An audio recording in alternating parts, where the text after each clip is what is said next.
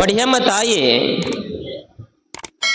ಶರಣ ಬಸವನಿಗೆ ಸಂಸ್ಕಾರವನ್ನ ಯಾವ ತರನಾಗಿ ಕೊಡ್ತಾ ಇದ್ದಾಳೆ ನೋಡ. ಯಪ್ಪಾ ಶರಣ ಬಸವ, ನೀ ಏನಾಗಬೇಕು? ಆಚಾರಕರಸನಾಗು. ಕೇವಲ ಒಂದು ರಾಜ್ಯಕ್ಕಲ್ಲ, ಒಂದು ದೇಶಕ್ಕಲ್ಲ, ಒಂದು ಮನೆಗಲ್ಲ, ಒಂದು ಊರಿಗಲ್ಲ, ನೀನು ಎದಕ್ಕೆ ಅರಸನಾಗಬೇಕು? ಆಚಾರಕ್ಕೆ ಅರಸನಾಗಬೇಕು. ಆಚಾರದಿಂದ ಬಾಳು. ಏನೇ ಬಂದರೂ ಕೂಡ ಆಚಾರವನ್ನು ಬಿಡಬಾರ್ದಪ್ಪ ಶರಣ ಬಸವ ಅಂತ. ಆಚಾರಕ್ಕರಸನಾಗು, ನೀತಿಗೆ ಪ್ರಭುವಾಗು.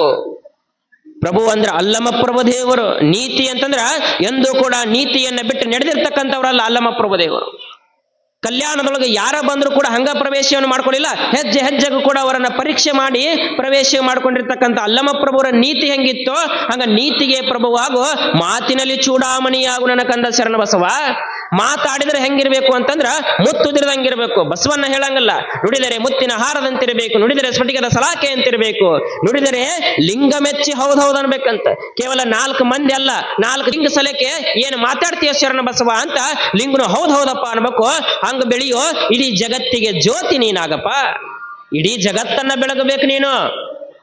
ಕೇವಲ ಒಂದು ಊರಿಗೆ ಅಷ್ಟ ಸೀಮಿತ ಆಗಬಾರ್ದಪ್ಪ ಶರಣ ಬಸವ ಅಂತ ಬೆಳೆಸಾಕತ್ತಾಳ್ರಿ ತಾಯಿ ಮಡಿಯಮ್ಮ ತಾಯಿ. ಇದು ತಾಯಿ ಕೊಡ್ತಕ್ಕಂಥ ಸಂಸ್ಕಾರ ಮಕ್ಕಳಿಗೆ. ಹಿಂಗ ಸಂಸ್ಕಾರವನ್ನ ಕೊಡ್ಬೇಕು ಮಕ್ಕಳಿಗೆ. ಯಾಕಂದ್ರ ಮೊದಲನೇ ಗುರು ಯಾರು ಅಂತಂದ್ರ ಅದು ತಾಯಿ. ತಾಯಿಯೇ ಮೊದಲ ಗುರು, ಮನೆಯೇ ಮೊದಲ ಪಾಠಶಾಲೆ ಅಂತ ಹೇಳಿದ್ರು. ಮಕ್ಕಳು ಮುಂದೆ ಏನೋ ದೊಡ್ಡವಾಗಿ ಏನೋ ಸಾಧನೆ ಮಾಡ್ತಾರಂದ್ರು ಬುನಾದಿ ಹೆಂಗಿರುತ್ತೋ. ಈಗ ನಾವು ಮನಿ ಕಟ್ತೀವಿ, ಮನಿ ಕಟ್ಟಬೇಕಾದ್ರೆ ತರ ಅಂತ ಮಾಡ್ತೀವಿ. ಆ ತರ ಎಷ್ಟು ಗಟ್ಟಿರುತ್ತ ಅಷ್ಟು ಮ್ಯಾಗ ಬಿಲ್ಡಿಂಗ್ ಎತ್ತರಕ್ಕೆ ಹೋಗುತ್ತ. ಹಂಗ ಸಂಸ್ಕಾರ ಅನ್ನುವಂಥ ಬುನಾದಿ ನಮಗೆ ಗಟ್ಟಿರ್ಬೇಕಾಗಿತ್ತು ಅಂದ್ರ ಅದನ್ನ ಕಟ್ಟವ್ರು ಯಾರು ಅಂತಂದ್ರ ಮನೆಯೊಳಗಿರ್ತಕ್ಕಂಥ ಮೊದಲ ತಾಯಿ, ನಂತರ ತಂದೆ. ಇವರಿಬ್ರು ಮಕ್ಕಳಿಗೆ ಪ್ರತಿಯೊಂದು ವಿಷಯದೊಳಗು ಹೆಂಗ ಮಡಿಯಮ್ಮ ತಾಯಿ ಹೇಳ್ತಾಳೋ ನೀವು ಕೂಡ ಹೇಳಬೇಕು ಅವಕ್ಕ. ಯಾಕಂದ್ರ ಒಂದು ಗಾದೆ ಮಾತು ಬರುತ್ತ, 3 ವರ್ಷದ ಬುದ್ಧಿ 100 ವರ್ಷದ ತನಕ ಅಂತ.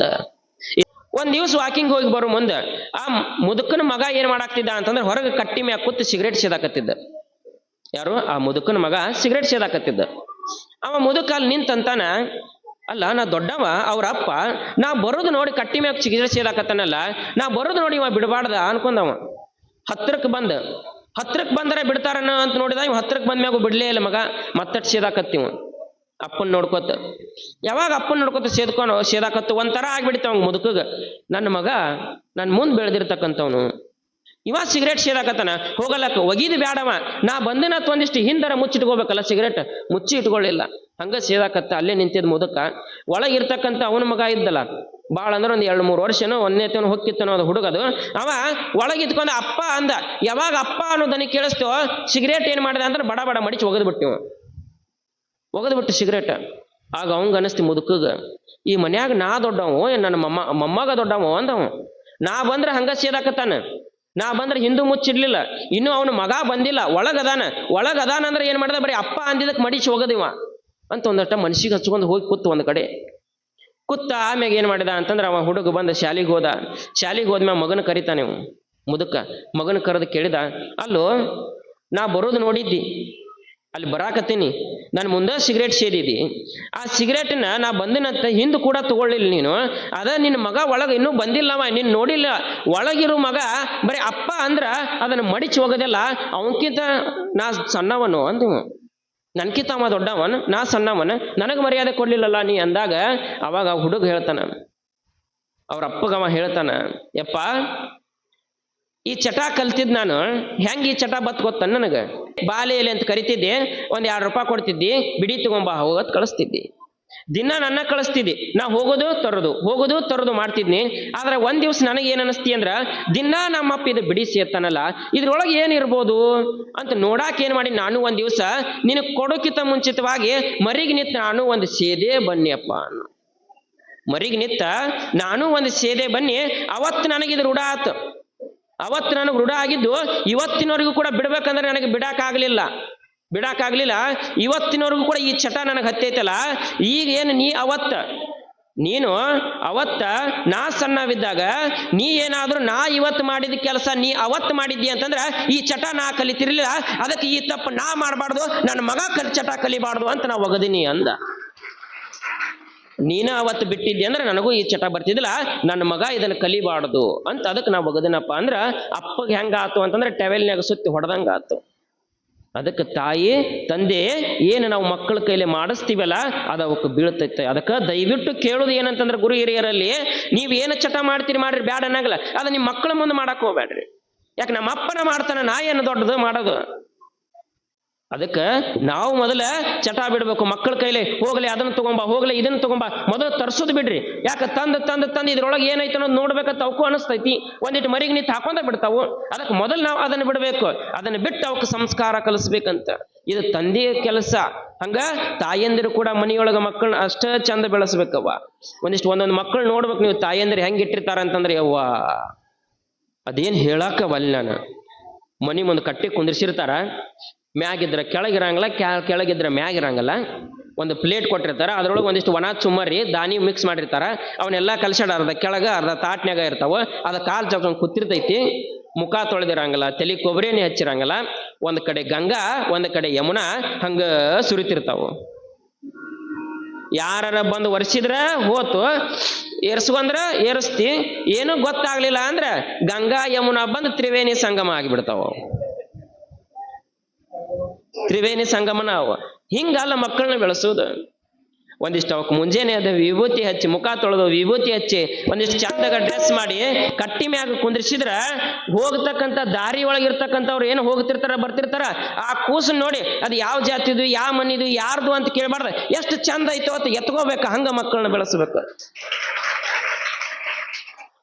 ಅದು ಸಂಸ್ಕಾರ ಅಂದ್ರ. ಹಿಂಗ ಮಡಿಯಮ್ಮ ತಾಯಿ ಕೂಡ ದಿನ ಹಿಂಗ ಬೆಳೆಸಾಕತ್ತಾಳ.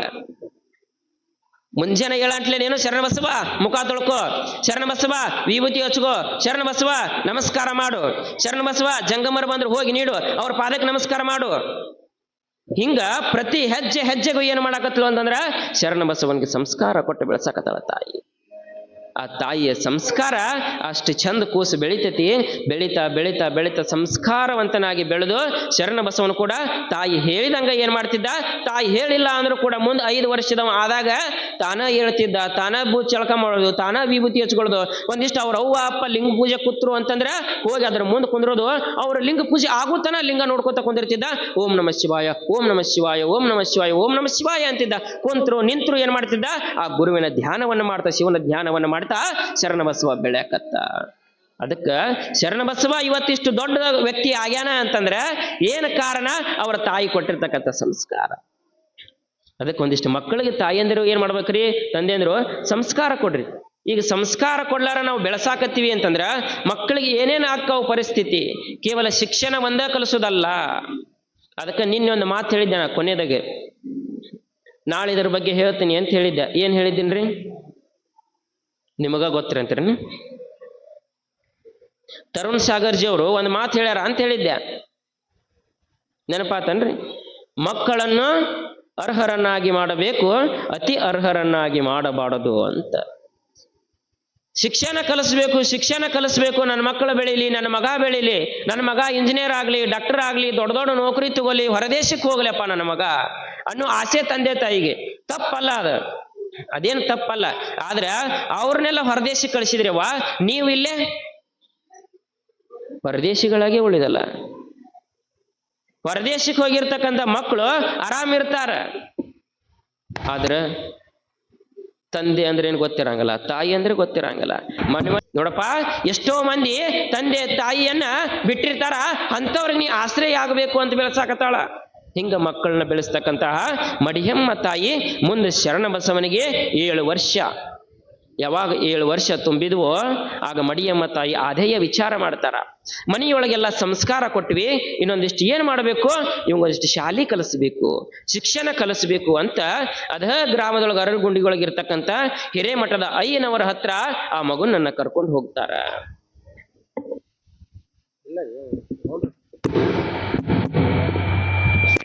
ಹಿಂಗ್ ಮಾಡ್ತದ ಕೆಟ್ಟ ಬಿಡ್ದಲ್ಲ.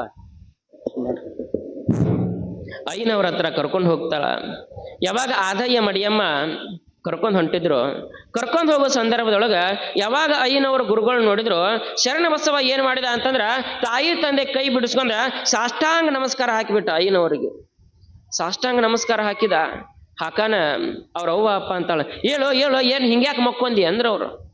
ನೀನು ಹಿಂಗ್ಯಾಕೆ ಮಕ್ಕೊಂದಿ, ಇನ್ನೂ ಐನವ್ರು ಅಷ್ಟು ದೂರ ಅದಾರ, ಅಷ್ಟು ದೂರ ಇರ್ತಕ್ಕಂಥವ್ರಿಗೆ ಇಲ್ಲಿಂದನ ಸಾಷ್ಟಾಂಗ ಆಗ್ತೀಯಲ್ಲಪ್ಪ ಅಂದ್ರ ಅವರು. ಅಂದಾಗ ಶರಣಬಸವ ಅಂತಾನ, 7 ವರ್ಷದ ಶರಣಬಸವ ಜ್ಞಾನ ಹೆಂಗಿತ್ತು ಅಂತಂದ್ರ, ಯವ್ವ ದಿನಾನು ಮುಂಜಾನೆ ಗಂಟ್ಲೆ ಏನ್ ಹೇಳ್ತೀನಿ ನೀನು, ಒಂದಿಷ್ಟು ಗುಡಿಗೆ ನಮಸ್ಕಾರ ಮಾಡುವಂತಿ, ಊರಾಗಿರೋ ಎಲ್ಲಾ ಗುಡಿಗೆ ಕರ್ಕೊಂಡ್ ಅಡ್ಡಾಡ್ತಿ, ಎಲ್ಲಾ ಗುಡಿಗೂ ನಮಸ್ಕಾರ ಮಾಡಿಸ್ತಿ, ಎಲ್ಲಾ ಗುಡಿಗೂ ಸಾಷ್ಟಾಂಗ ಹಾಕಿಸ್ತಿ. ಆದ್ರ ಆ ಗುಡಿಯೊಳಗಿರ್ತಕ್ಕಂಥ ದೇವ್ರು ಎಂದೂ ನನ್ನ ಜೋಡ ಮಾತಾಡಿಲ್ಲ, ಎಂದೂ ನನ್ನ ಜೋಡ ಅದನ್ನ ನೋಡಿಲ್ಲ. ನೋಡದೆ ಇರ್ತಕ್ಕಂಥ ದೇವರ ಮೇಲೆ ದೇವರ ಅದಾನ ಅನ್ನುವಂಥ ನಂಬಿಕೆ ಮ್ಯಾಗ ಹೆಂಗ ಸಾಷ್ಟಾಂಗ ಹಾಕ್ತಿವಿ ನಾವಲ್ಲಿ ಹೋಗಿ, ಹಂಗಾದ್ರೆ ಇಲ್ಲಿ ಇರ್ತಕ್ಕಂಥ ಗುರು ಇವ ಕಣ್ಣಿಗೆ ಕಾಣ್ತಕ್ಕಂಥ ದೇವ್ರು, ಅದಕ್ಕೆ ಇಲ್ಲಿಂದ ನಾ ಸಾಷ್ಟಾಂಗ ಹಾಕಿನಿ ಅವ್ವ ಅಂದವ. ಅಷ್ಟು ಜ್ಞಾನ ಎಂತು, ವಯಸ್ಸು 7 ಆದ್ರೂ ಕೂಡ ಜ್ಞಾನ 70ರ ಜ್ಞಾನವನ್ನು ಹೊಂದಿರತಕ್ಕಂಥವನು ಶರಣಬಸವ. ಇದ ಒಂದು ಸಂದರ್ಭ ಬಸವಣ್ಣ 8 ವರ್ಷದೊಳಗೆ ಇದ್ದಾಗೂ ಬರುತ್ತ. ಬಸವಣ್ಣ 8 ವರ್ಷ ಇರುತ್ತವಂಗ, ಮುಂಜಾನೆ ಎದ್ದು ಹೊಟ್ಟೆ ಹಸದ್ ಬಿಟ್ಟಿರ್ತೈತಿ. ಹೊಟ್ಟೆ ಹಸದಾಗ ಮಾದಲಾಂಬಿಕೆ ಅವ್ರವು ಹೋಗಿ ಕೇಳ್ತಾನೆ, ಯವ್ವ ಹೊಟ್ಟೆ ಹಸದತಿ, ಏನಾರ ಒಂದಿಷ್ಟು ತಿನ್ನಾಕಿದ್ರ ಕೊಡು. ಮೊದಲ ಬ್ರಾಹ್ಮಣರ ಮನೆತನ. ಆಗ ಅವು ಅಂತಾಳ, ಇಲ್ಲ ನಿಮ್ಮಪ್ಪ ಪೂಜೆ ಮಾಡಾಕತ್ತಾನ, ಪೂಜೆ ಮುಗಿದ್ಮ್ಯಾಗ ಒಂದ್ ಹನಿ ನೀರು ಕುಡಿದ್ರು ಕೂಡ ಪೂಜೆ ಮುಗಿದ್ಮ್ಯಾಗ ಕುಡಿದು ಅಂದ. ಆತು, ಅಪ್ಪ ಪೂಜೆ ಎಷ್ಟೋತನ ಮಾಡಾಕತ್ತಾನ ಅಂತ ಬಂದು ನೋಡ್ತಾನ ಇವ ದೇವ್ರನ್ನ. ದೇವ್ರು ಬಂದು ನೋಡಿದ್ರೆ ಜಗಲಿ ತುಂಬಾ ದೇವ್ರು ತುಂಬಿರ್ತಾವ. ಇವ ಒಂದೊಂದು ಪೂಜೆ ಮಾಡ್ತಿರ್ತಾನ. ಆಗ ಬಸವಣ್ಣ ಅಂತಾನ, ಮುಗೀತಿ ನಮ್ಮಪ್ಪ ಪೂಜೆ ಮಾಡಿ ಎಲ್ಲಾಕು ಹೂವ ಕುಂಕುಮ ಬತ್ತಿ ಊದಿನ ಕಡ್ಡಿ ಗಂಟಿ ಬೆಳಗ್ ಹೊಡೆದ ಹೊತ್ತ ಮುನುಗ್ದತ್ತ ಏನ್ ಮಾಡಿದ, ಮನಿ ಹಿಂದ್ ಹೋದ. ಹಿಂದ್ ಹೋಗಿ ಏನ್ ಮಾಡಾಕತ್ತ ಅಂತಂದ್ರೆ ಇಟು ತೆಗ್ಯಾಕತ್ತಿದ್ದ. ಈ ಒಂದು ಅಪ್ಪನ ಪೂಜೆ ಮುಗಿತ್ತು, 1-2 ತಾಸು ಆತು. 2 ತಾಸು ಆದ್ಮೇಲೆ ಹಿಂದ್ ಬಂದ ನೋಡ್ತಾನ, ಬಸವಣ್ಣ ಏನ್ ಮಾಡ್ತಿದ್ದ, ಇಟು ತೆಗ್ಯಾಕತ್ತಿದ್ದ. ಆಗ ಮಾದರಸ ಅಂತಾನ, ಅಲ್ಲೋ ಬಸವ ಏನ್ ಮಾಡಾಕತ್ತಿ? ಏನಿಲ್ಲಪ್ಪ, ಮತ್ತ ಅವು ಹೇಳಿದ್ಲು ನೀನು ಪೂಜೆ ಮುಗಿತ ನಾನು ನೀರು ಕುಡಿಯಂಗಿಲ್ಲ ಅಂತ, ಅದಕ್ಕೆ ಇಲ್ಲೊಂದಿಷ್ಟು ಬಾವಿ ತೆಗದ ನೀರು ಕುಡಿಬೇಕತ್ತೀನಿ ಅಂದವ್. ಬಾವಿ ತೆಗದ ನೀರು ಕುಡಿಬೇಕತ್ತೀನಿ ಅಂದಾಗ ಮಾದರಸ ನಗತಾನ, ಏನು ಬಸವ ಏನ್ ಶಾನೆ ಆದಿಯಪ್ಪ ನೀನು, ಅಲ್ಲೋ ಇಟು 10, 20, 30 ಬಾವಿ ತೆಗದ್ರೆ ನೀರು ಬರ್ತಾವನ? ಇಲ್ಲಿ ಗಿಡ ತುಂಬಾ ಬಾವಿ ತೆಗದಿಯಲ್ಲ, ಇಷ್ಟೆಲ್ಲಾ ತೆಗದ್ರೆ ನೀರು ಬರಂಗಿಲ್ಲಪ್ಪ. ಒಂದ ಕಡೆ ಏನ್ ಮಾಡ್ಬೇಕು, ಆಳವಾಗಿ ಬಾವಿ ತೆಗಿಬೇಕು, ಅಂದ್ರ ನೀರು ಬರ್ತಾವು ಅಂತ ಮಾದರಸ ಅಂದ. ಆಗ ಬಸವಣ್ಣ 8 ವರ್ಷ ಐತೆ ಅವಂಗ, ಎದ್ದು ನಿತ್ತಾನ, ಯಪ್ಪ ನಿನಗ ಗೊತ್ತೈತಲ್ಲ 20-30 ಇಟು ತೆಗದ್ರೆ ನೀರು ಬರಂಗಿಲ್ಲ, ಒಂದೇ ಕಡೆ ಆಳವಾಗಿ ತೆಗದ್ರೆ ನೀರು ಬರ್ತಾವ ಅನ್ನೋದು ಗೊತ್ತೈತಲ್ಲ. ಹಿಂಗ ಗೊತ್ತಿದ್ದದ್ದು ನಿನಗ, ನೀನು ಕೂಡ 20-30 ದೇವರನ್ನು ಪೂಜೆ ಮಾಡೋಕ್ಕಿಂತ ಒಂದೇ ದೇವ್ರ ಪೂಜೆ ಮಾಡಿದ್ರ ನೀನ ಇವತ್ತು ದೇವರಾಗಿ ಬಿಡ್ತಿದ್ದಲ್ಲೋ ನಾವು, ನೀನ ಇವತ್ತು ದೇವರಾಗಿ ಬಿಡ್ತಿದ್ದಲ್ಲ. ಆ ಗುಣ ಶರಣ ಬಸವನಲ್ಲಿಯೂ ಕೂಡ ಬಂದಿತ್ತು. ಅದಕ್ಕ ಯವ್ವ ಇದು ಕಣ್ಣಿಗೆ ಕಾಣ್ತಕ್ಕಂಥ ದೇವ್ರೈತಿ, ಇದು ನಾನು ನೋಡ್ತಕ್ಕಂಥ ದೇವ್ರೈತಿ, ನನ್ನ ಜೋಡ ಮಾತಾಡ್ತಕ್ಕಂಥ ದೇವ್ರೈತಿ, ಗುರು ಅಂತಕ್ಕಂಥ ದೇವ್ರೈತಿ, ಅದಕ್ಕೆ ನಾನು ನಮಸ್ಕಾರ ಮಾಡಿನ ತಾಯಿ ಅಂದ. ಅದಯ್ಯ ಮಡಿಯಮ್ಮ ಅಂತಾರ. ಅಯ್ಯನವರ ಇವ ನಮ್ಮ ಮಗ ರೀ ಶರಣಬಸವ ಅಂತ, ಇವನಿಗೊಂದಿಷ್ಟು ಇನ್ನು ಮುಂದೆ ಶಿಕ್ಷಣ ಅಭ್ಯಾಸ ಕಲಿಸ್ಬೇಕ್ರಿ. ಮನೆಯಾಗ ನಮ್ಮ ಕೈಲಿ ಎಷ್ಟಾಗುತ್ತೋ ಅಷ್ಟು ಸಂಸ್ಕಾರವನ್ನು ಕೊಟ್ಟು ಬೆಳೆಸಿವ್ರಪ್ಪ. ಇನ್ನು ಮುಂದೆ ನಿಮ್ಮ ಪಾದಕ್ಕೆ ಹಾಕ್ತೀವಿ, ನೀವೊಂದಿಷ್ಟು ಇವನಿಗೆ ಶಿಕ್ಷಣ ಕಲಿಸ್ರಿ ಅಂತ ಏನ್ ಮಾಡಿದ್ರು, ಶರಣ ಬಸವನನ್ನ ಆ ಗುರುಗಳ ಹತ್ರ ಬಿಟ್ಟು ಆದಯ್ಯ ಮಡಿಯಮ್ಮ ಬಂದ್ರು. ಯಾವಾಗ ಗುರುಗಳು ಶರಣ ಬಸವ ಯಾವಾಗ ಸಾಷ್ಟಾಂಗ ಹಾಕಿದ್ದಲ್ಲ, ಅದನ್ನ ನೋಡಿರ್ತಕ್ಕಂಥ ಗುರುಗಳಿಗೆ ಅನಿಸ್ತತಿ ಇವ ಬಹಳ ಜ್ಞಾನವಂತ ಅದಾನ, ಇವನ ಚಲೋ ಶಿಕ್ಷಣ ಕಲಿಸ್ಬೇಕು ಅಂತ ಮೊದಲಿಗೆ ಏನ್ ಮಾಡಿದ್ರು ಅಂತಂದ್ರ ಓಂಕಾರವನ್ನ ಹಾಕಿ ಕೊಡ್ತಾರ. ನೋಡು ಶರಣ ಬಸವ, ನೀನು ಮೊದಲಿಗೆ ಈ ಓಂಕಾರವನ್ನ ಒಂದಿಷ್ಟು ಬರಿಯಪ್ಪ ಅಂತ ಏನ್ ಮಾಡಿದ್ರು, ಓಂಕಾರ ಬರೆದ್ರು. ಓಂಕಾರವನ್ನ ಬರೆದು ಅವನ ಕೈಯೊಳಗೆ ಕೊಟ್ಟರು. 1-2 ನಿಮಿಷ ಏನ್ ಮಾಡಿದ ಅಂದ್ರೆ ಓಂಕಾರವನ್ನ ತಿದ್ದಿದ ನಂತರ ಶರಣಬಸವ ಎದ್ದು ನಿಂತು ಕೇಳ್ತಾನ, ಗುರುಗಳ ಈ ಓಂಕಾರವನ್ನ ಕೊಟ್ರಿಲ್ಲಪ್ಪ, ಈ ಓಂಕಾರ ಅಂದ್ರೆ ಏನ್ರಿ? ಇದನ್ನ ಹಂಗ ತಿದ್ದಂದ್ರಿ, ಇದು ತಿದ್ದುದು ಮುಗಿತಿ, ಇದ್ರ ಅರ್ಥ ಏನ್ರಿ? ಯಾಕೆ ಓಂಕಾರವನ್ನ ಮೊದಲು ಹಾಕಿಸ್ತಾರ ಅಂತ ಪ್ರಶ್ನೆ ಮಾಡಿದ ಗುರುಗಳಿಗೆ. ಹಾಗೂ ಗುರುಗಳು ಅಂದ್ರು, ನೋಡಪ್ಪ ಅತಿ ವಿಸ್ತಾರವಾಗಿ ಓಂಕಾರದ ಅರ್ಥವನ್ನ ನನಗೂ ಕೂಡ ಹೇಳಲಿಕ್ಕೆ ಸಾಧ್ಯ ಇಲ್ಲ. ಯಾಕಂದ್ರ ಪರಮಾತ್ಮನಿಗೂ ಆಗಿಲ್ಲ, ಆದಿಶೇಷನಿಗೂ ಆಗಿಲ್ಲ, ಈ ಓಂಕಾರದ ಅರ್ಥವನ್ನ ಸಂಪೂರ್ಣವಾಗಿ ಯಾರಿಗೂ ಕೂಡ ಹೇಳಕ್ಕಾಗಿಲ್ಲಪ್ಪ. ಆದ್ರೂ ಕೂಡ ನನಗೆ ತಿಳಿದಷ್ಟು ಹೇಳ್ತೀನಿ. ಈ ಓಂಕಾರ ಅಂತಂದ್ರ ಅಕಾರ ಉಕಾರ ಮಕಾರಗಳಿಂದ ಬಂದಿರತಕ್ಕಂಥದಕ್ಕ ಓಂಕಾರ ಅಂತ ಕರೀತಾರ. ಇಡೀ ಪ್ರಪಂಚನ ಏನು ಅಂತಂದ್ರ ಈ ಓಂಕಾರದೊಳಗೆ ಅಡಿಗೈತಿ. ಯಾವ್ದ ಸರ್ವ ಮಂತ್ರಗಳದಾವ, 7 ಕೋಟಿ ಮಂತ್ರಗಳದಾವ. ಆ ಎಲ್ಲಾ ಮಂತ್ರಗಳನ್ನ ಉಚ್ಚಾರ ಮಾಡ್ಬೇಕಾಗಿತ್ತು ಅಂತಂದ್ರ ಮೊದಲನಿಗೆ ಬರ್ತಕ್ಕಂಥದ್ದು ಅದು ಪ್ರಣವ ಅಕ್ಷರ, ಅದು ಓಂಕಾರ ಅಪ್ಪ. ಆ ಓಂಕಾರವನ್ನ ಬಿಟ್ರ ಜಗತ್ತಿನೊಳಗೆ ಏನೂ ಇಲ್ಲ. ಅದಕ್ಕೋಸ್ಕರ ಈ ಓಂಕಾರವನ್ನ ಸಿದ್ಧಿಗಾಗಲಿ ಪುರುಷರಿಗಾಗಲಿ ಯಾರಿಗೇ ಆದರೂ ಕೂಡ ಸಾಧನೆಗೆ ಮೊದಲನೇ ಹೆಜ್ಜೆ ಅದು ಓಂಕಾರಪ್ಪ. ಅದಕ್ಕೆ ಓಂಕಾರವನ್ನ ಅಭ್ಯಾಸ ಮಾಡು ಅಂದ್ರು. ಆಯ್ತು ಅಂತ ಓಂಕಾರವನ್ನ ಅಭ್ಯಾಸ ಮಾಡಿದ ಶರಣ ಬಸವ. ಅಭ್ಯಾಸ ಮಾಡಿರ್ತಕ್ಕಂಥ ಶರಣ ಬಸವ ಮನೆಗೆ ಹೋಗ್ತಾನೆ. ಮತ್ತೆ ಮಾರನೇ ದಿವಸ ಗುರುಗಳ ಹತ್ರ ಬಂದಾಗ ಆಗ ಶಿಕ್ಷಣ ಎಲ್ಲರಿಗೆ ಹೆಂಗ ಪಾಠ ಮಾಡ್ತಿದ್ರು ಗುರುಗಳು ಹಂಗ ಅಯ್ಯನವರು ಪಾಠ ಮಾಡಾಕತ್ತಿದ್ರು. ಪಾಠ ಮಾಡೋ ಮುಂದ ದಿಢೀರನ ಶರಣ ಬಸವ ಎದ್ದು ಬಿತ್ತು ಗುರುಗಳಿಗೆ ಮತ್ತೆ ಪ್ರಶ್ನೆ ಕೇಳ್ತಾನ. ಯಾಕಂದ್ರೆ ಶರಣ ಬಸವ ಪ್ರತಿಯೊಂದು ಯಾವ್ದು ತನ್ನ ಮನಸ್ಸಿನೊಳಗೆ ಪ್ರಶ್ನೆ ಬರುತ್ತೋ ಎದ್ದು ನಿಂತು ಅದೇ ತಕ್ಷಣ ಗುರುಗಳಿಗೆ ಕೇಳ್ತಿದ್ದ, ಅದೇ ತಕ್ಷಣ ಅದಕ್ಕೆ ಉತ್ತರವನ್ನ ಪಡಿತಕ್ಕಂಥ ಗುಣ ಶರಣ ಬಸವಂದು. ಗುರುಗಳಾಗಿರ್ತಕ್ಕಂಥವ್ರು ಅವನಿಗೊಂದಿಷ್ಟು ಬೋಧನೆಯನ್ನ ಮಾಡ್ತಾರ. ಹೀಗೆ ಶರಣ ಬಸವನಿಗೆ ಶಾಲೆಯೊಳಗೆ ಅಯ್ಯನವರು ದಿನಾ ಪ್ರತಿನಿತ್ಯವೂ ಕೂಡ ಅತ್ಯುತ್ತಮವಾಗಿರ್ತಕ್ಕಂಥ ಶಿಕ್ಷಣವನ್ನ ಕಲಿಸ್ತಾ ಬೆಳೆಸ್ತಾ ಬಂದ್ರು. 7-8 ವರ್ಷ ಶರಣ ಬಸವ. ಒಂದು ದಿವಸ ಏನಾಗ್ಬಿಡ್ತಿ ಅಂತಂದ್ರ ಶಾಲೆಯೊಳಗ ಏನವ ಕಲಿತಿದ್ದ ಶಾಲೆಗೆ, ಆ ಶಾಲೆಗೆ ಏನ್ ಮಾಡ್ತಿದ್ರು ಸುತ್ತಮುತ್ತ ಹಳ್ಳಿ ಒಳಗಿರ್ತಕ್ಕಂಥ ಮಕ್ಕಳೆಲ್ಲ ಶಾಲೆಗೆ ಬರ್ತಿದ್ರು. ಆಗ ಏನು ಊರಿಗೆ ಶಾಲೆ ಇದ್ದಿದ್ದಿಲ್ಲ, ಎಲ್ಲರೂ ಒಂದೇ ಊರಿಗೆ ಒಂದು 5-6 ಊರು ಕೂಡಿ ಒಂದು ಶಾಲೆ. ಆ ಕಲಿತಾ ಬರೀತಿದ್ರು. ಮಧ್ಯಾಹ್ನ ಶರಣ ಬಸವ ಊಟಕ್ಕೆ ಕುಂತಿದ್ದ. ಊಟಕ್ಕೆ ಕೂತಿರ್ತಕ್ಕಂಥ ಸಂದರ್ಭದೊಳಗ ಅವನ ಸಹಪಾಠಿ ಏನ್ ಮಾಡಿದ ಅಂತಂದ್ರ ಬಡ ಬಂದವನ ಒಂದು ಚೆರಿಗೆ ನೀರು ಕುಡ್ದ ಹೋದ. ಇವ ಶರಣ ಬಸವ ಅಂದ, ಅಲ್ಲ ನಾ ಊಟ ಮಾಡಾಕತ್ತೀನಿ, ಎಲ್ಲಾರು ಊಟ ಮಾಡಾಕತ್ತಾರ, ಇವ ಬರೇ ನೀರು ಕುಡ್ದು ಹೋದಲ್ಲ ಅಂತ ಊಟ ಆದ್ಮ್ಯಾಗ ಹೋಗಿ ಆ ಹುಡುಗನ ಮಾತಾಡಿಸ್ತಾನ. ಅಲ್ಲ ಮಧ್ಯಾಹ್ನ ಊಟಕ್ಕೆ ಬಿಟ್ಟಾರ, ಊಟ ಮಾಡೋದು ಬಿಟ್ಟ ಏನು ನೀ ಬರೇ ನೀರು ಕುಡ್ದಲ್ಲ ಅಂದ. ಆಗ ಹುಡುಗ ಹೇಳ್ತೈತಿ, ನೋಡು ಶರಣ ಬಸವ, ನೀ ಇದ ಊರೊಳಗಪ್ಪ, ನಾವು ಬೇರೆ ಊರಿಂದ ಬರ್ಬೇಕಾಗಿತ್ತು ಅಂತಂದ್ರ ನಮ್ಮ ಮನ್ಯಾಗ ಬುತ್ತಿ ಕಟ್ಟು ಕಳಿಸ್ಬೇಕಾಗಿತ್ತಂದ್ರ ಅಷ್ಟೊಂದು ಶ್ರೀಮಂತರು ಅಲ್ಲ, ಅಷ್ಟ ಆಸ್ತಿನೂ ನಮ್ಮದಿಲ್ಲಪ್ಪ. ಭಾಳ ಅಂದ್ರ 1 ಹೊತ್ತು 2 ಹೊತ್ತು ಅಷ್ಟ ಊಟ ನಮಗ. ಮತ್ತು ಮಧ್ಯಾಹ್ನ ನಾವು ಏನಾದ್ರೂ ಕಟ್ಕೊಂಡ್ ಬಂದಿವಿ ಅಂತಂದ್ರ ರಾತ್ರಿ ನಮಗ ಊಟ ಇರಂಗಲ್ಲಪ್ಪ.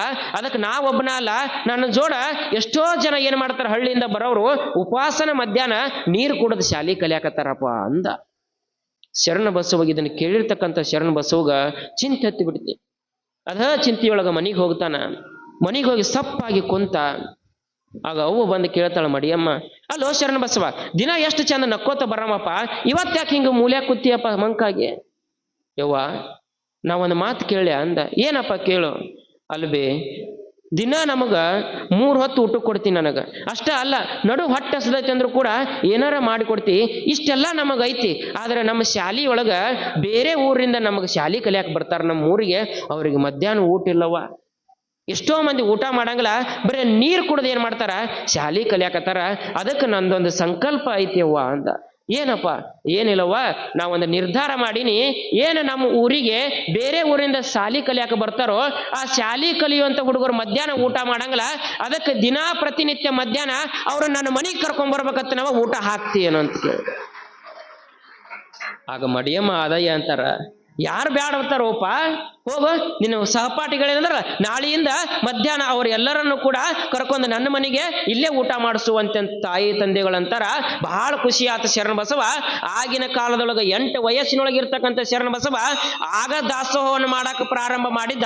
ಎಷ್ಟು ಮಂದಿಗೆ ದಾಸೋಹ ಮಾಡಿರ್ತಾನಂದ್ರ, ಶರಣ ಬಸವ 8 ವರ್ಷ ಇದ್ದಾಗ ಹೊರ ಊರಿನಿಂದ ಬರ್ತಕ್ಕಂಥ ವಿದ್ಯಾರ್ಥಿಗಳು 770 ವಿದ್ಯಾರ್ಥಿಗಳಿಗೆ ದಾಸೋಹವನ್ನು ಮಾಡಿದ್ದ ಶರಣ ಬಸವ. 1 ಅಲ್ಲ 2 ಅಲ್ಲ 770 ವಿದ್ಯಾರ್ಥಿಗಳನ್ನ ಸಾಕಿದ್ದ.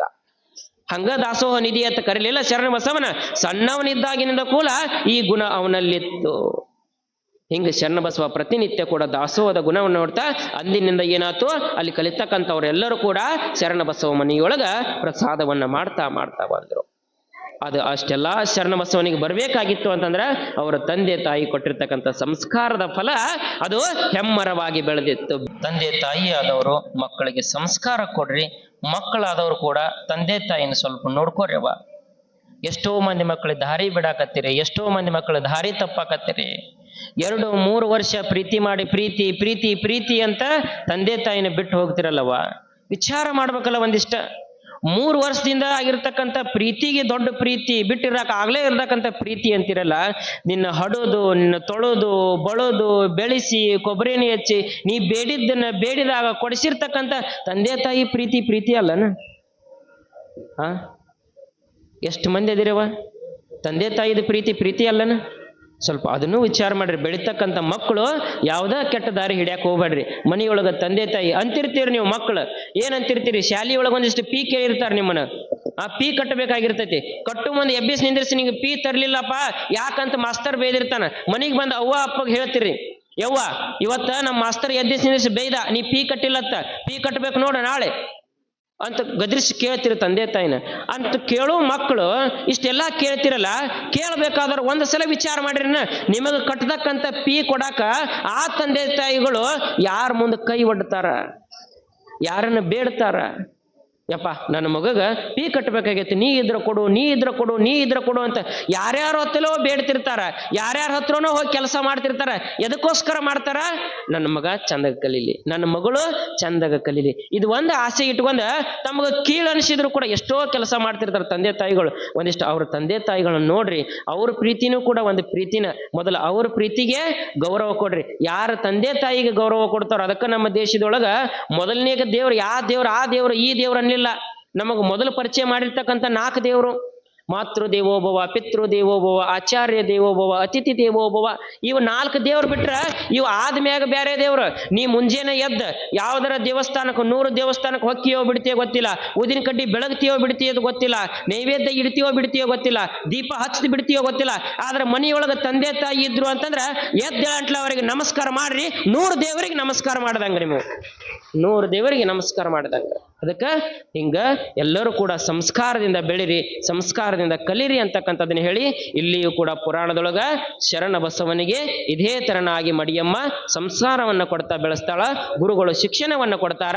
ನಾಳೆ ದಿವಸ ದೀಕ್ಷೆ ಯಾವ ತರನಾಗಿ ದೀಕ್ಷೆ ಪಡಿತಾರ ಅಂತಕ್ಕಂಥದ್ದನ್ನ ನಾಳೆ ದಿವಸ ನೋಡೋಣ ಅಂತಕ್ಕಂಥದ್ದನ್ನ ಹೇಳಿ ಇಲ್ಲಿವರೆಗೆ ಸಾಗಿ ಬಂದಿರತಕ್ಕಂಥ ಪುರಾಣವನ್ನ ಆ ಶರಣ ಬಸವನಿಗೆ ಸಮರ್ಪಣೆಯನ್ನ ಮಾಡ್ತೀವಿ. ಜೈ ಮಂಗಲಂ, ಜೈ ನಮಃ.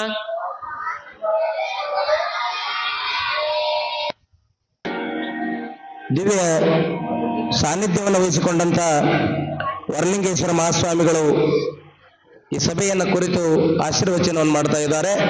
ಅದು ಯಾಕಂದ್ರೆ ಈ ಗರವಗುಂಡಿ ಗ್ರಾಮದಲ್ಲಿ ಅತ್ಯಂತವಾದಿ ತಾವು ನೋಡ್ಬೇಕು, ಎಲ್ಲ ಪ್ರತಿ ವರ್ಷ ಶರಣಬಸಪ್ಪನ ಪುರಾಣ ನಡೀತದ. ತಾವೆಲ್ಲ ಶರಣಬಸಪ್ಪನ ಪುರಾಣವನ್ನು ಅದ್ಭುತವಾದಂತಕ್ಕಂಥ ಪುರಾಣ ಸಂತರು, ಮಹಾತ್ಮರು, ಯೋಗಿಗಳು, ಸತ್ಪುರುಷರು ಈ ನಾಡಿನೊಳಗೆ ಹುಟ್ಟಿ ಬಂದಂತಕ್ಕಂಥ ಯಾವಾದರೂ ಇದ್ರೆ ಅದು ಕರ್ನಾಟಕತೆ ಹೇಳ್ಬೇಕಾಗ್ತದೆ. ಅಂತ ಕರ್ನಾಟಕದಲ್ಲಿ ವಿಶೇಷವಾಗಿ ಈ ನಾಡಿನೊಳಗೆ ಶರಣಬಸಪ್ಪನಂಗೆ ಯಲ್ಲಪ್ಪ ಮಹಾರಾಜರು, ಸಿದ್ಧಲಿಂಗೇಶ್ವರ ಅವರು, ಇವತ್ತ ಮುರುಗೇಂದ್ರ ಏನಪ್ಪಾ ಅಂದ್ರೆ ಡಾಕ್ಟರ್ ಸಿದ್ದರಾಮೇಶ್ವರಿ ಅವರು, ಇವತ್ತು ಅನೇಕ ವಿಶ್ವರಾಧ್ಯವರು, ಇವತ್ತು ಅನೇಕ ಕಡ್ಕೋಳ ಮಡಿವಾಳಪ್ಪನಂತವರು, ಇವತ್ತು ಅನೇಕ ಸಂತ ಮಹಾತ್ಮರು ಈ ಪುಣ್ಯ ಭೂಮಿ ಹುಟ್ಟಿದ ನಾಡು ನಮ್ಮದು. ಈ ನಾಡಿನಲ್ಲಿ ತಾವೆಲ್ಲರೂ ಕೂಡ ಏನಪ್ಪಾ ಅಂದ್ರ ಇಂಥ ಪುಣ್ಯ ಪಡೆದಿರಿ. ಇಂಥ ಪುಣ್ಯ ಭೂಮಿಯಲ್ಲಿ ಹುಟ್ಟಿದಕ್ಕೂ ನಾವು ಸ್ವಾರ್ಥ ಕಟ್ಟೇಳಿ ನಿತ್ಯ ಶರಣರ ದರ್ಶನ, ಸತ್ಪುರುಷರ ದರ್ಶನ, ದೇವರ ದರ್ಶನ. ಎಲ್ಲಿ ಯಾತ್ರೆ, ತಾವು ಕಾಶಿಗೆ ಹೋಗಿದ್ರು ಯಾತ್ರೆ, ಶ್ರೀಶೈಲಕ್ಕೆ ಹೋದ್ರು ಯಾತ್ರೆ, ಎಲ್ಲೆಲ್ಲಿ ಹೋದ್ರು ಆ ಯಾತ್ರೆ. ಆದ್ರ ಗರವಗುಂಡಿಗೆ ಗ್ರಾಮದಲ್ಲಿ ಜಾತ್ರೆನೇ ಒಂದು ಯಾತ್ರೆ ಅಂತ ತಿಳ್ಕೊಂಡು ನಾವೆಲ್ಲರೂ ಪುರಾಣಕ ದಿನ ಏನು ಬರ್ತಿರಲ್ಲ, ಇದು ಬಹಳ ಭವ್ಯ, ಇದು ಬಹಳ ದಿವ್ಯ ಅನ್ನತಕ್ಕಂಥ ಮಾತನ್ನು ಕೂಡ ಈ ಸಂದರ್ಭದಲ್ಲಿ ಹೇಳ್ಬೇಕಾಗ್ತದೆ. ತಾವೆಲ್ಲರೂ ತಾಯಂದರು ಕೆಲವೊಬ್ಬರು ಹಣಿ ಮೇಲೆ ಈಬತ್ತಿ ಕಾಣಕತ್ತಾವ, ಕೆಲವೊಬ್ಬರು ಹಣಿ ಮೇಲೆ ಏನೂ ಇಲ್ಲ. ಯಾಕಂದ್ರೆ ಈಬುತ್ತಿ ಮೊನ್ನೆ ಇದಕ್ಕೆ ಹಂಚಿವ್ ಎಲ್ಲರಿಗೆ. ಯಾಕೆ ಹಂಚಿವ್ ಅಂದ್ರ ನೀವು ವಿಭೂತಿ ಹಚ್ಕೋರಿ. ಇದು ಯಾಕಂದ್ರ ನಮ್ಮ ಊರು ಬಹಳ ಪುಣ್ಯದ ಊರ, ಶರಣಬಸಪ್ಪನ ಊರ. ಇಂಥ ಒಂದು ಪುಣ್ಯದ ಊರದೊಳಗೆ ಎಲ್ಲರಿಗೆ ವಿಭೂತಿ ಧರಿಸುವಂತಕ್ಕಂಥ ಭಾಗ್ಯ ನಿಮ್ಮೆಲ್ಲರಿಗೆ ಐತಿ. ತಾವೆಲ್ಲರೂ ಅದು ವಿಭೂತಿ ಧರಿಸುವ ಈ ಪುರಾಣಕ್ಕೆ ಬಂದ್ರೆ ಅಂದ್ರ ಗುಡ್ಡಾಪುರ ದಾನಮ್ಮ, ಗತ್ತರಗಿ ಭಾಗಮ್ಮ, ಏನಪ್ಪಾ ಅಂದ್ರೆ ಎಲ್ಲಾ ದೇವಾನ ದೇವತೆ ಎಲ್ಲಿ ಕೂತಾವ ಅಂದ್ರ ಪುರಾಣದೊಳಗೆ ತಾಯಂತರ ಮುಖಾಂತರವಾಗಿನ ದೇವತೆ ಕಾಣ್ತೀವಿ. ನೀವು ಇವತ್ತನೇ ಹಚ್ಕೊಂಡ್ ಬರ್ಲಿಕ್ಕಂದ್ರ ನಾವೇನು ಉಪಯೋಗ ಆಗಲ್ಲ, ಪುತ್ರನು ಶಾಂತಿ ಇಲ್ಲ. ಯಾಕಂದ್ರ ಹಿಂದಿನ ಹಿರಿಯರು ಗುರುಗಳು ಹೇಳ್ತಾರ, 3 ಪಟ್ಟದ ಈಬುತ್ತಿದೊಳಗ ಸಂಗಯ್ಯ ಕಂಡನ್ರಿ, ಶರಣಬಸಪ್ಪ ಕಂಡಾನ. ಅಂತ ಇವತ್ತು ಇವ ಯಾರು ಹಚ್ಕೊಂಡವ್ರು ಮಾರಿ ನೋಡ್ರ ಅವ್ರು ಬೋರಾಗ ಹಾರು ಬರುತ್ತೆ ಹೇಳ್ತಾರೆ. ಬೋರಾಗ ಸುತಕ್ಕೆ ಹೋಗ್ಯದ. ಅದಕ್ಕೆ ತಾವೆಲ್ಲರೂ ಕೂಡ ಇಂತ ನೋಡ್ಬೇಕು. ವಿಶೇಷವಾಗಿ ಅಂದ್ರ ಈ ಬದುಕಿನ ಜೊತೆಯಲ್ಲಿ ಇದು ಮಾಯದ ಪ್ರಪಂಚ. 12 ವರ್ಷ ಒಂದೇ ಅಲ್ಲ, ಹುಟ್ಟಿದ ಮಳಕ್ಕೆ ಸಾಯ ತಂದಿದ ಬಡದಾಡದ ಮಾಯ ಅದ. ಬರೇ ಸಂಸಾರ ಸಂಸಾರ ಸಂಸಾರ. ರೊಕ್ಕ ಗೋಳೆ ಮಾಡ್ಬೇಕು, ಮಾಡಿದ ಮೇಲೆ ಮಾಡೇ ಕಟ್ಟಬೇಕು, ಹೊಲ ತಗೋಬೇಕು, ಇನ್ನೊಂದಿಷ್ಟು ಅದು ಇದು ಖರೀದಿ ಮಾಡ್ಬೇಕನ್ನತಕ್ಕಂಥ ಆಸೆನೆ ಬಡದಾಡ್ತದ ಹೊರತಾಗಿ ನಾವು ವಿಶ್ರಾಂತಿ ತಗೋಬೇಕು, ಪುರಾಣ ನೋಡ್ಬೇಕು, ಪ್ರವಚನ ನೋಡ್ಬೇಕು, ಇಂಥ ಒಳ್ಳೆ ವಿಚಾರಗಳನ್ನು ಇಟ್ಟುಕೊಂಡು ಮಕ್ಕಳ ಮಕ್ಕಳಿಗೆ ಸಂಸ್ಕಾರ ಕೊಡುವಂತಕ್ಕಂಥ ನಾವೆಲ್ಲ ಮಾಡಿದ್ರ ನಾವು ಬೀರಪ್ಪ ಜಗಳಪ್ಪ ಪೂಜಾರಿ ಗ್ರಾಮ ಪಂಚಾಯತಿ ಬಿಲ್ ಕಲೆಕ್ಟರ್ ನಾಗಾವಿ DK ಇವರು ಪ್ರಥಮವಾಗಿ ನಮ್ಮ ಗೊರಗುಡಿಗೆಯಲ್ಲಿ ಸುಮಾರು 50 ವರ್ಷ ಗಟ್ಟಲೆ ಪುರಾಣ ಚೋತ್ ಬಂದಿದ್ದೆವು. ಇಲ್ಲಿ ದಾಸೋಗ ಅನ್ನೋದು ಗೊತ್ತಿದ್ದಿಲ್ಲ. ಆ ಭಕ್ತನು ಈಗ 3 ವರ್ಷದ ಹಿಂದೆ ಬಂದು ಇಲ್ರಿ ನಾವು ದೇವಸ್ಥಾನಕ್ಕೆ ದಾಸೋಗ ಮಾಡ್ಬೇಕಂತ ಹೇಳಿ ಅವತ್ತಿನಿಂದ ಇನ್ನುವರೆಗೂ ಸಹಿತ 3 ವರ್ಷನು ಸತತವಾಗಿ ಪ್ರತಿ ವರ್ಷ ಪುರಾಣದಲ್ಲಿ ದಾಸೋಗ ಮಾಡ್ತಾ ಬಂದಿದ್ದಾನೆ. ನೋಡ್ರಿ ಆ ಭಕ್ತನಿಗೆ ಆ ಶರಣಬಸವೇಶ್ವರ ಎಂತ ದೊಡ್ಡ ಮನಸ್ಸು ಕೊಟ್ಟಿದ್ದಾನಂದ್ರೆ ನೋಡ್ರಿ, ಅಲ್ಲಿಂದ ನಾಗಾವಿ ಬರಗೊಂಡಿಗೆ ಅನ್ನುವಂತ ಒಂದು ಅನ್ಯ ಭಾವ ಇದ್ದಾಗ ಅದೇ ರೀತಿಯಾಗಿ ಮೊನ್ನೆ ನಿಜಶರಣ ಅಂಬಿಗಾರ ಚೌಡಯ್ಯನ ಪುರಾಣ ಕಾರ್ಯಕ್ರಮದಲ್ಲಿ ಸಹಿತ ಒಂದು ದಿವಸ ದಾಸೋಗ ಸೇವೆಯನ್ನು ಮಾಡಿದ್ದಾನೆ. ಆ ದಾಸೋಗ ಸೇವೆ ಮಾಡಿದಂತ ಭಕ್ತ ಇನ್ನು ಈಗ ಶರಣರಿಗೆ, ಪುರಾಣಿಕರಿಗೆ ಮತ್ತು ತಬಲಾಜಿಯರಿಗೆ, ಕಲ್ಯಾಣ ಕುಮಾರ್ ಅವರಿಗೆ ಎಲ್ಲರಿಗೆ ಶಾಲಾ ಸನ್ಮಾನ ಕಾರ್ಯಕ್ರಮ ಇರುತ್ತದೆ. ಮೊದಲಿಗೆ ಪುರಾಣ ಪಟುಗಳಾದಂತ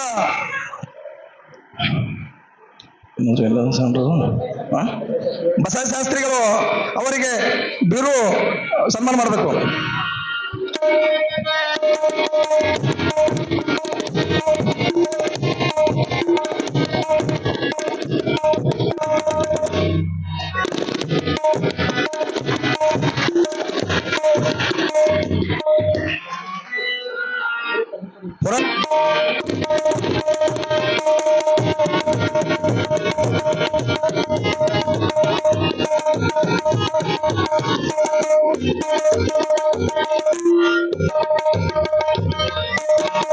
ವಾರ್ಲಿಂಗೇಶ್ವರ ಶರಣರಿಗೆ ಸನ್ಮಾನ ಕಾರ್ಯಕ್ರಮ.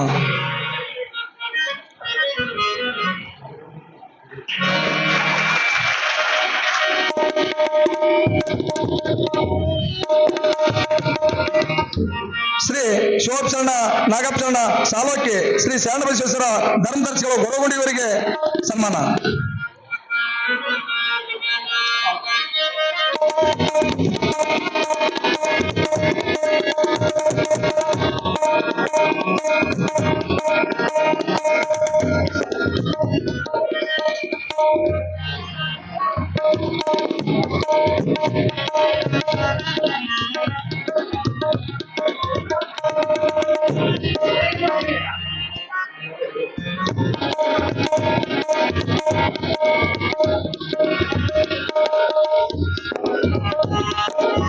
ಒಂದು ಬಸವಣ್ಣನ ಸ್ಥಾನ ವಹಿಸಿದಂತ ಸುಭಾಷ್ ಚಂದ್ರ ಸಿದ್ದಪ್ಪ ಹೋಳ್ಕರ್ ಅವರಿಗೆ ಸನ್ಮಾನ.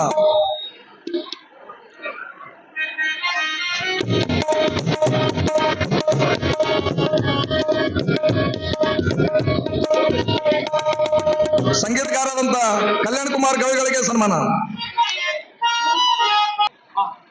ತಬಲಾ ಸಂಗೀತಗಾರರಾದಂತ ರವಿ ವಿಭೂತಿ ಮೋರ್ಡಿ ಅವರಿಗೆ ಸನ್ಮಾನ.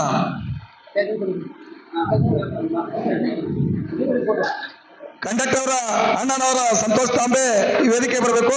ಅವರ ನಮ್ಮ ಗೊಲ್ಲಾಳವರ ತಮ್ಮನದ ಬಸವರಾಜ ಶಿವಲಿಂಗಪ್ಪ ಸಾತ್ಯಾಳ್ ಅವರು ವೇದಿಕೆ ಬರಬೇಕು.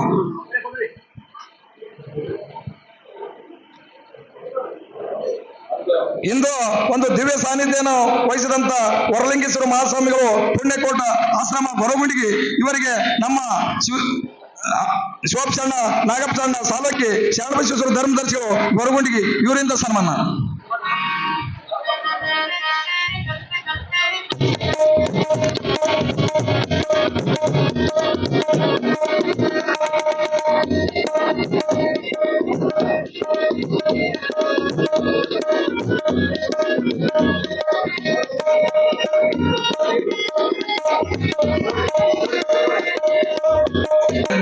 ಸನ್ಮಾನ.